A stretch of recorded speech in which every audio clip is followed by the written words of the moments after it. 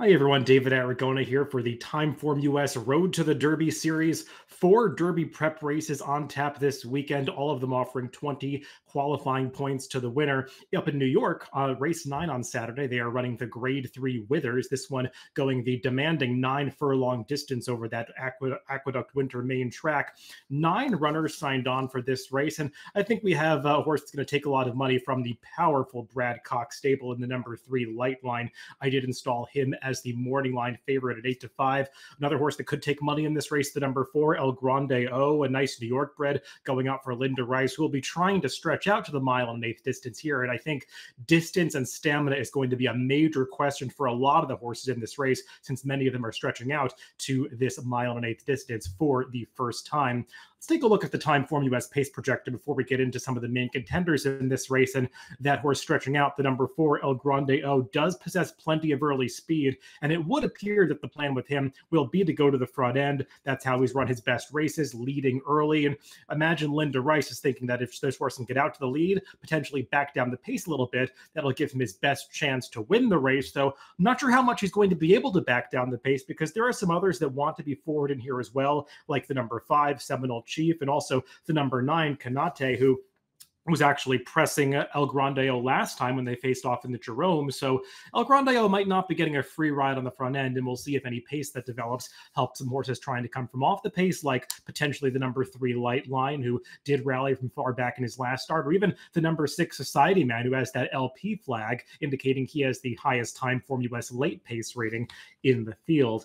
Let's go through this field in post-position order, beginning with the number 1 Speed Runner, and we'll take a look at his last race when he broke his maiden, importantly going this 9 furlong distance at Aqueduct. Also in this race is Society Man. He's the one in the orange cap on the outside, but Speed Runner got the right kind of trip in this race. He was sitting on top of a fairly moderate pace, was able to pass the early leader early and fend that one off as he tries to rally back inside of Speed Runner coming onto the finish line. I thought all in all, this horse took a nice step forward for just the second start of his career. His debut wasn't a bad effort, going 7 furlongs, just ran like the Todd Pletcher horse, the rare Todd Pletcher horse that needed that race on debut, was a little bit green, but did finish well that day. And then last time out, you could see that blue colored coded pace figure indicating that it was a fairly moderate pace, though not overly slow. The pace figure line is fairly even throughout, leading up to that 103 final time fig, and just downgraded slightly due to pace to get a 102 TimeformUS speed figure. As you go through the field, you'll see that 102 stacks up pretty favorably against the runners that are coming out of races against winners. So I think Speed Runner is definitely one that you can consider, and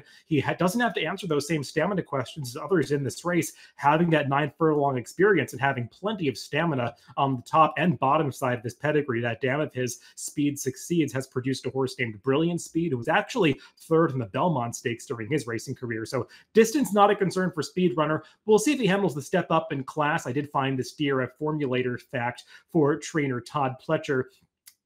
Last out maiden winners trying graded stakes dirt routes. Todd Pletcher is just 1 for 23 over the past 5 years. 43-cent ROI. Has had horses finish second and third in that sample, but for a trainer like Todd Pletcher, you would anticipate him to have more success with this move, given how many horses he starts in Derby preps, some of them coming out of maiden races, and just hasn't had a whole lot of wins, at least, with horses making this move from maiden races into a graded stakes events. Up next is the number 2 Deposition, and this horse is just an outsider in this field. He hasn't yet run a speed figure that really makes him competitive with this group. I guess if you're looking on the plus side, he does at least own a victory around 2 turns, 2 back at Parks when he broke his maiden going 1.70 miles, but only got an 88 TimeformUS speed figure that day. Was no match for Stakes Company last time in that Heft Stakes at Laurel, and he's probably meeting a tougher group here than he faced in that spot. So this horse is a legitimate long shot in this race.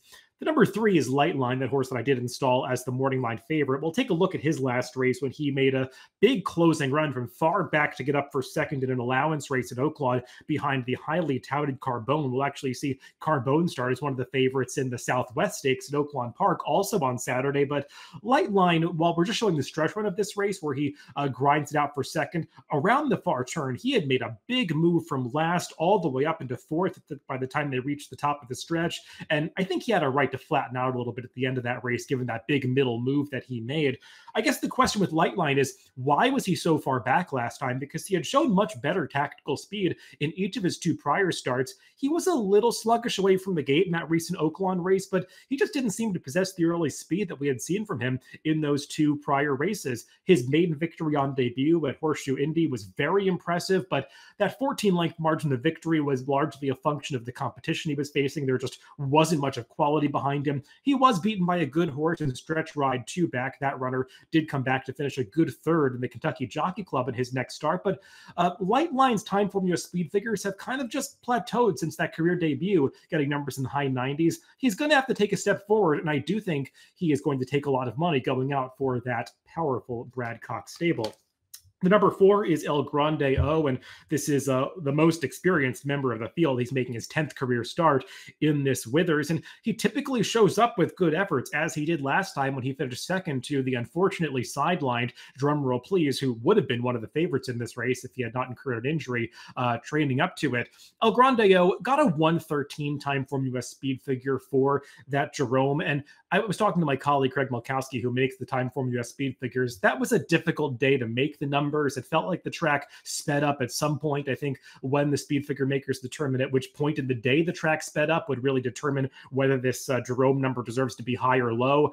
So El Grande O got a 1:13 for that race. I would base my opinion of him a little bit more on some of his prior races where he still was earning TimeformUS speed figures that make him very competitive with this field, going all the way back to that smashing victory in the Bertram F. Bongard by over 8 lengths, where he got a 1:09. That looks like a totally legitimate speed figure. The problem with him might be the distance, because he's tried a mile 3 times in a row now, and he's been tiring at the end of all of those races. Even when he won that Sleepy Hollow 2 back, he was getting very leg weary in the late stages as his stablemate BD Saints was quickly making up ground on him across the wire. So El Grande O's got to prove he can get the trip, but we already know that he stacks up against this quality of competition. The number 5 is Seminole Chief. Let's take a look at his most recent start when he was a stakes winner against Florida Breds in the In Reality division of the Florida Stallion Series. And he's pretty game battling back between horses here. He was right in the teeth of an honest pace every step of the way, fends off the heavy favorite Ben Tornado on the outside, and is able to then hold off a late charge from a long shot Secret Lover, who just almost gets him at the wire. Seminole Chief earned a solid 1:02 TimeformUS speed figure for that last race, bumped up a little bit due to the fact that he was chasing a fast pace every step of the way. You see that evidenced by those red color-coded pace figures in the TimeformUS PPs. He's a horse who has been stepping forward in each and every start, definitely getting an education with each race. I'm a little bothered by the fact that he seems to have this tendency to hang on his left lead through the stretch. We saw that 2 back in his maiden race. We saw that even last time when he was hanging on his left lead, finding a little bit more at the end, but just not changing leads on cue. And I think as these horses continue to step up in class, you want to see them figure out those lead changes, because typically against a tougher competition, you don't want to make any mistakes and open the door for others to pass you. The number 6 is Society Man, and we already took a look at him when he was in that same replay as Speedrunner, the first horse that we talked about. I thought Society Man ran pretty well in that maiden race, going the 2-turn mile and 1/8 at Aqueduct. He was coming out of a wider post position than Speedrunner, was a little bit wide into that clubhouse turn before settling in the 2-path, tried to launch a rally around the far turn, and actually made a menacing move to the quarter pole like he was going to really do something in the stretch before flattening out a little bit at the end of that race. But I think you can forgive him for flattening out, because he was coming off a July to December layoff, stretching all the way out from 6 furlongs to 1 1/8 with much less foundation than a lot of other horses in that race. So Society Man had a right to potentially need that start. I know the Connections had wanted to run him in a maiden race last week, or I think it was 2 weeks ago, on a card that was canceled. So they're rerouting to this Withers instead, but it's not like they're catching the toughest stakes field. He's got that 9 furlong experience. And I think of all the runners in this race, it's pretty easy, at least compared to some others, to project a step forward for Society Man. He's got stamina on the top and bottom side of his pedigree, being by good magic out of a dam that actually was a winner going 9 furlongs on the dirt. So I think Society Man is an interesting long shot in this race. Number 7 is Mission Beach. We'll take a look at his most recent start, first off a trainer switch to Brittany Russell at Laurel. Now, this was just going 6 furlongs, so he's going to be stretching all the way out from 6 furlongs to a mile and an eighth. That's a big ask. This is a former Bob Baffert runner, and as I said, was transferred to Brittany Russell for this most recent race, and it was at least encouraging to see him adapt to using a different running style. He was reserved off the pace early and came through between horses in the stretch to win this allowance race fairly comfortably in the end. I guess the drawback is that he was the 2-5 favorite, and he only got the job done by just under 2 lengths against a field that is vastly inferior to the one that he's meeting here. If you're going back to the races that he ran for Bob Baffert, he did show some promise in those efforts. He was game in his career debut, beating a decent horse of Next Level, and even his hopeful stakes in his second career start was not a bad effort whatsoever. That was an extremely fast pace. You see those TimeformUS pace figures color-coded in red, including a first fraction that got a pace figure of 140, and Mission Beach did well to battle through that pace and still hold on for 5th in the hopeful. I think the question is whether he can build on that effort now in a new barn. I'm not sure that we necessarily saw that last time, and he's going to need a slight step forward, stretching out in distance, which is a bit of a question mark for a horse, even though he's by Curlin. He's never gone this far before, and there are some mixed signals from the dam side pedigree as to how far he really wants to go. Number 8 is Uncle Heavy. He is a Pennsylvania bred coming into New York for this race, and he's coming out of a Pennsylvania stakes victory in the Wait For It at Parks. And nice to see him at least get the 2-turn trip this day, going 1.70 miles. He was staying on Best of All at the end to run down Notice of Action, who was the favorite on this day. And Uncle Heavy just gradually picking that one up as he altered course from the outside down to the inside at the top of the stretch. This race was won over a good sealed track, but Uncle Heavy had handled a fast track on debut when he was going 6 furlongs, so I don't think track condition is a major concern for him if it comes up fast on Saturday. I think the bigger concern for Uncle Heavy is that he has shown a tendency to just be a little bit sluggish coming out of the starting gate. We saw it especially two-back. That was his big excuse in that Pennsylvania nursery when he broke slowly and ducked in from the rail at the start. Broke a little more professionally last time, but still wasn't the quickest away from the gate. So you want to see him start to figure that out as he steps up against tougher competition. And then the number 9 on the outside is Kanate, the other Todd Pletcher runner in this race. He's coming off some decent speed figures, the 106 and the 103 for his last couple of races. They make him competitive in here.